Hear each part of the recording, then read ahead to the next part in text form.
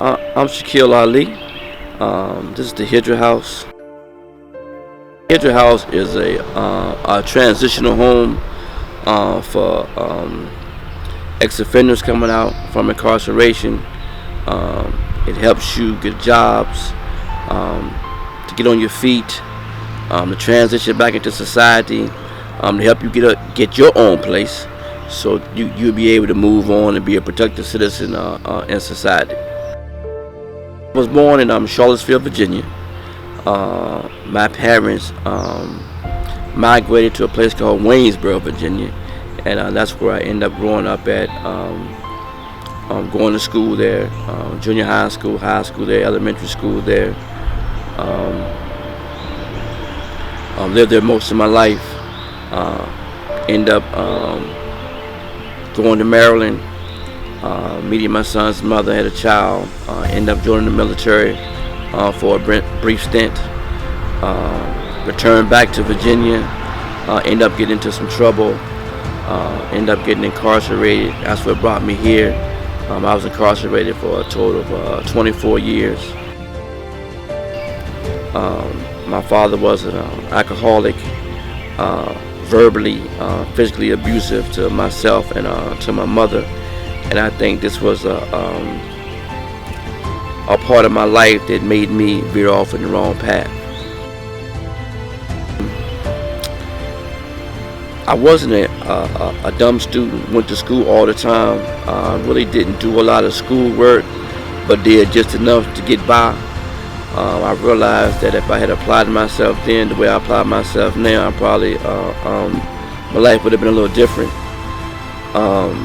I began probably in the criminal lifestyle at age probably about 13 or 14, and it came from basically shoplifting, still in here, still in there, and realizing that you could get something for free, not knowing that it's really not for free, but just taking stuff. And so this becomes a habit form, becomes a lifestyle. A lot of people don't understand that a criminal lifestyle is addictive. I'm here because I had a brother that prayed for me, a sister that prayed for me. I had nieces and nephews, when they said their prayers at night, prayed for me to return back home to them and to be successful out here. I also had people in my life like Colonel Malik. I can't say enough about Mr. Malik, who's also head of the Hydra House where I'm staying at right now. What he's done, what he's meant to me in my life, never gave up on me. He never judged me for what I did, never criticized me, but always there to lend a helping hand. Asghar Guerrero, same thing. Been knowing him for over 20 years.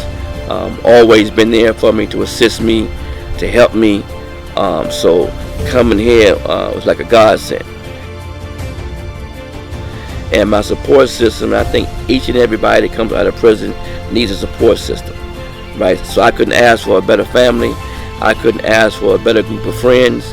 And I believe that is why I'm successful. And I haven't got there yet. I'm still growing. Some people think, we grown men, but I'm still growing. I'm still learning. I've only been out now for a little bit over a year. I got a good job working with a company called Nexus.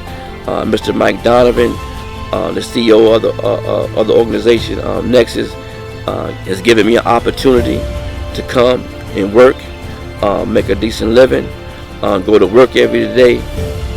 So that's a blessing, and I think all of that comes from when you begin to do the right thing. When you begin to see that, life ain't about taking, it ain't about conning, it ain't about stealing, it ain't about robbing, it ain't about shooting, right? And that's a whole nother lifestyle in itself. And you have to make that commitment that you want to change. And, from all the traumatization I've been through, all the turmoil and tribulation that I've been through, I'm here today because resiliency.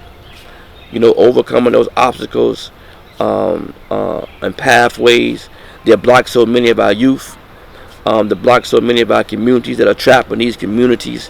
And so resiliency is one of the words that I use a lot, because that's what it takes to overcome these obstacles that are facing our society today.